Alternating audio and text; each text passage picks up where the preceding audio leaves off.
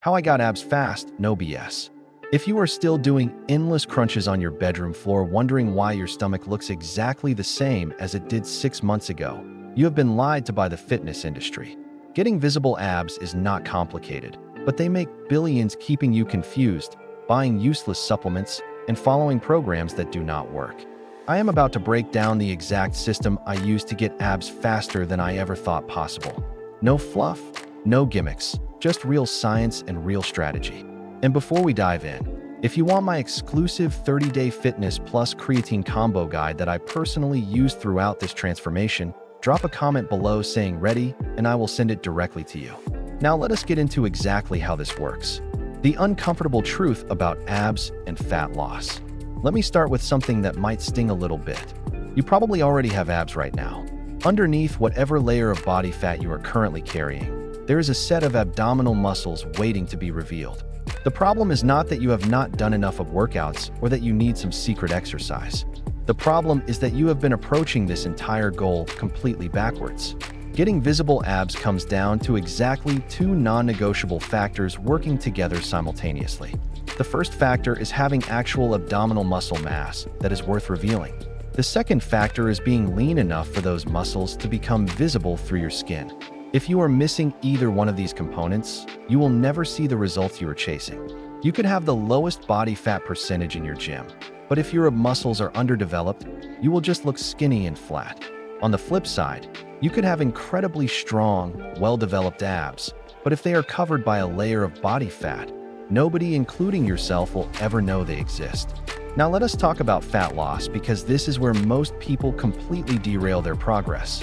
I need you to forget everything you think you know about losing body fat. You do not lose fat by eating clean.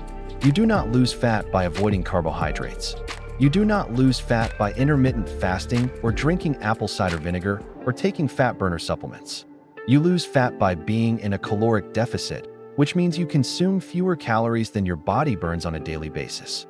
That is the entire foundation of fat loss. And everything else is just a tool that may or may not help you achieve that deficit more easily. Your body does not have a moral compass about food. It does not know the difference between calories from grilled chicken and broccoli versus calories from pizza and ice cream. From a pure fat loss perspective, your body only recognizes energy coming in versus energy going out.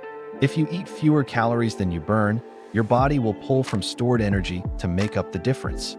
This is thermodynamics, and you cannot argue with physics. Now I am absolutely not telling you to live off junk food and processed garbage. Whole foods, lean proteins, vegetables, fruits, and complex carbohydrates will make your deficit significantly easier to sustain because these foods are more filling and more nutritious. But here is what nobody wants to admit out loud. Eating slightly less of imperfect food will always beat eating perfectly clean food, but going over your calories. Every single time.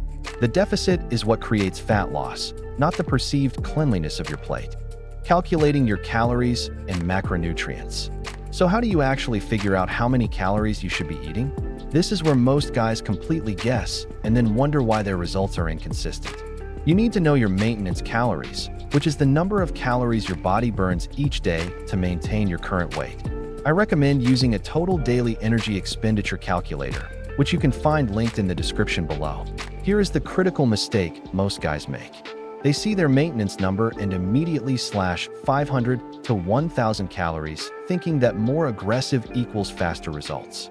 This is a trap. When your deficit is too aggressive, your energy crashes, your workouts suffer, your recovery tanks, your hormones get disrupted, and you become so miserable that you eventually binge eat and undo all your progress. On the flip side, if your deficit is too small, the fat loss happens so slowly that you lose motivation because you cannot see any visible changes. The sweet spot is a deficit that results in losing approximately 0.5% to 1% of your total body weight per week. For someone weighing 200 pounds, this would mean losing 1 to 2 pounds per week. This rate is aggressive enough that you see consistent visual progress, but conservative enough that you are not destroying your hormones or setting yourself up for a massive rebound. Now let us go deeper into macronutrients because this is what separates guys who get lean and muscular from guys who just get skinny. Protein is the king of macronutrients when you're trying to get lean. Protein preserves your muscle mass so that when you get lean, you actually have muscle definition to show off instead of just looking skinny.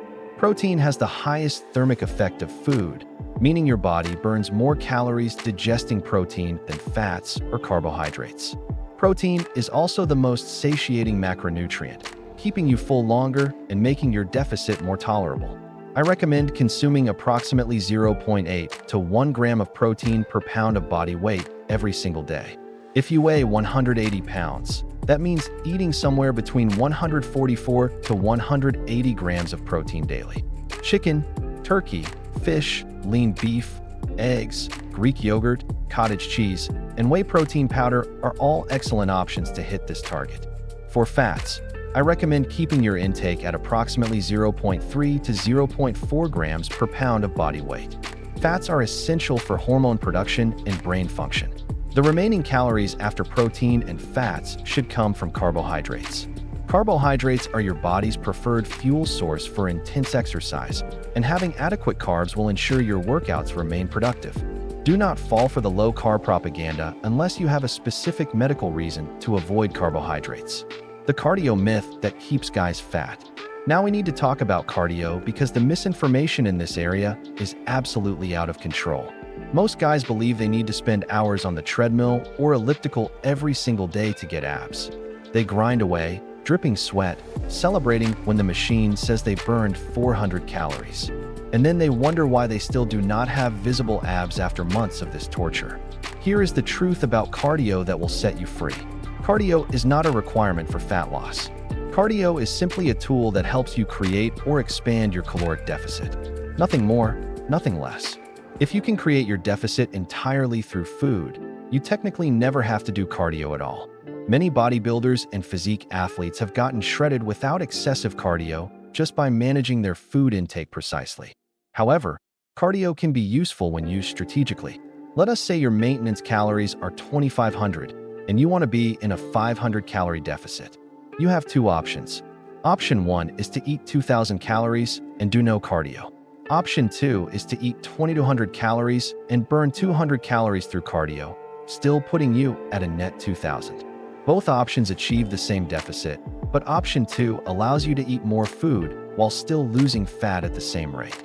The key is using cardio strategically, not punitively. You should not be doing cardio as punishment for eating something you feel guilty about. You should not be doing 2-hour sessions that leave you exhausted and starving. For most people, I recommend starting with 2 to 3 sessions of low-intensity, steady-state cardio per week, around 20 to 30 minutes each. Walking on an incline, cycling, or using the stair climber at a conversational pace works great.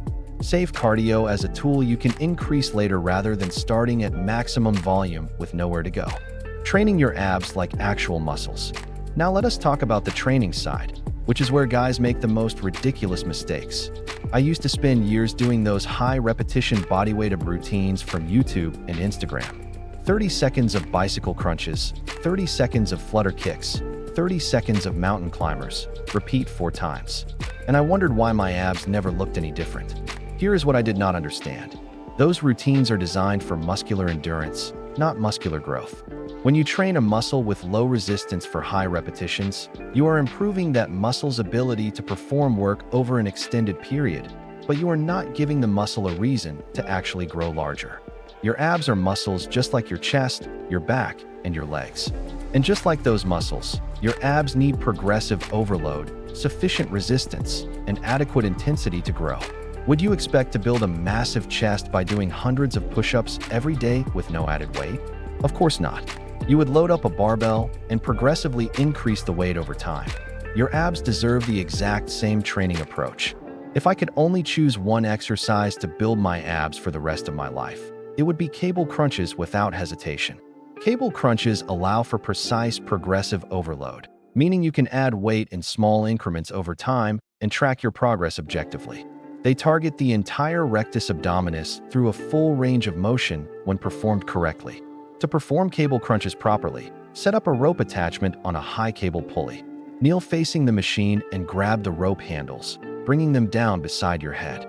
Crunch your torso down, bringing your elbows toward your knees while keeping your hips stationary. Focus on curling your ribcage toward your pelvis and squeezing your abs hard at the bottom of each rep. For targeting the lower portion of your abs, hanging leg raises are an excellent addition. Hang from a pull-up bar with your arms fully extended.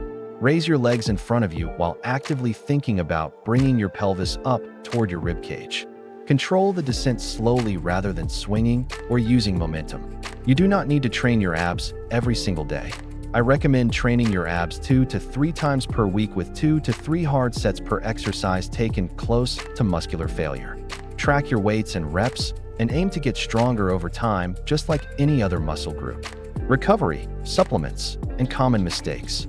Let me cover the areas that almost everyone ignores but secretly sabotage their results. Recovery is when the actual magic happens. When you train your muscles, you create microscopic damage. The actual growth and repair happens during rest, particularly during deep sleep. During sleep, your body releases growth hormone, which is essential for muscle repair and fat metabolism. Your body also regulates cortisol levels during proper sleep, and chronically elevated cortisol from sleep deprivation leads to increased fat storage, particularly around your midsection. Lack of sleep can literally make it harder to lose belly fat specifically. Aim for 7 to 9 hours of quality sleep every single night. This is not optional if you are serious about getting abs. Now let us address supplements. The vast majority of supplements sold in the fitness industry will not make a noticeable difference in your results. Fat burners are largely useless and sometimes dangerous. However, creatine monohydrate is the single most researched and proven supplement in the entire fitness industry. Creatine helps your muscles produce energy during high-intensity exercise, leading to better performance and better muscle growth over time. I recommend taking 3 to 5 grams of creatine monohydrate daily. Protein powder is also useful if you struggle to hit your protein targets through whole food alone. This is exactly why I created my 30-day fitness plus creatine combo guide. So if you want it, comment ready below. Let me run through the most common mistakes so you can avoid them. Mistake number 1 is being inconsistent with their calorie deficit, sticking to the plan for 5 days then blowing it on the weekend. Mistake number 2 is relying on the scale as their only measure of progress when it fluctuates wildly based on water retention and sodium intake. Take progress photos every 2 weeks in the same lighting instead. Mistake number 3 is neglecting their weight training during a cut, shifting all focus to cardio and diet while letting their training slide, which results in muscle loss. Mistake number 4 is expecting results too fast and quitting when they do not happen immediately. Most guys will not see visible abs until they reach around 12 to 15% body fat, which could take several months depending on your starting point. Mistake number 5 is listening to too many sources and constantly changing their approach. Pick one solid plan and stick with it long enough to actually see results. Let me summarize everything you need to know to finally get visible abs. Step 1 is to establish a sustainable caloric deficit. Calculate your maintenance calories and subtract 300 to 500 calories. Aim to lose approximately 0.5 to 1% of your body weight per week. Use cardio strategically as a tool to help achieve your deficit, not as the foundation of your fat loss strategy. Step 2 is to prioritize your nutrition quality within that deficit. Eat approximately 0.8 to 1 gram of protein per pound of body weight daily to preserve muscle mass. Include adequate fats for hormone health and fill the remaining calories with carbohydrates for energy and workout performance. Step 3 is to train your abs like real muscles with progressive overload. Focus on cable crunches as your primary of exercise and add hanging leg raises for lower of emphasis.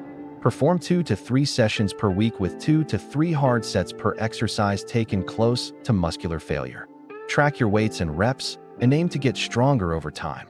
Step 4 is to prioritize recovery and sleep. Get 7 to 9 hours of quality sleep every night. Manage your stress levels to keep cortisol in check. Step 5 is to stay consistent and patient. Follow the plan for at least 12 weeks before expecting significant visual results. Trust the process and avoid constantly changing your approach.